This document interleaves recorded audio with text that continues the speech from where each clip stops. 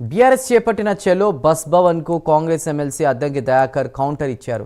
అసలు ఆర్టీసీని విధ్వంసం చేసిందే ఆనాటి బీఆర్ఎస్ ప్రభుత్వం అని ఫైర్ అయ్యారు. మళ్లీ నేడు వారు ఛార్జీల పెంపు, ఆర్టీసీ కార్మికుల కష్ట నష్టాలపై మాట్లాడుతుంటే నవ్వొస్తుందని అన్నారు.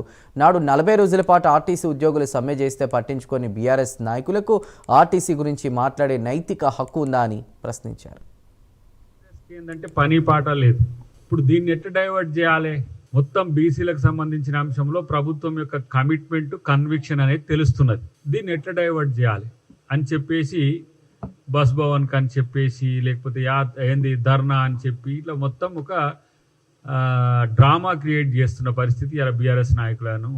ఆర్టీసీ అనేది వద్దే వద్దని చెప్పిన కేసీఆర్ పార్టీ వల్ల ఇలా ఆర్టీసీ గురించి మాట్లాడుతున్నది. ఆ నైతిక హక్కు మీకు ఎక్కడిది?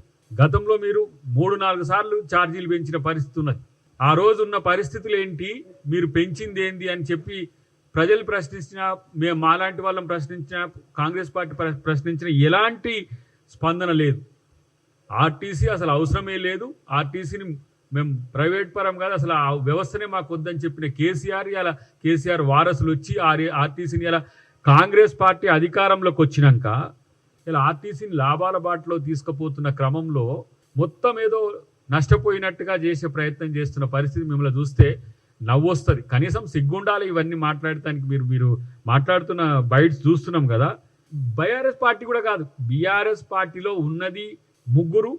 ఆ 3లో ఒక ఆయన అవుట్డేటెడ్గా ఇంటనే ఉంటుండు.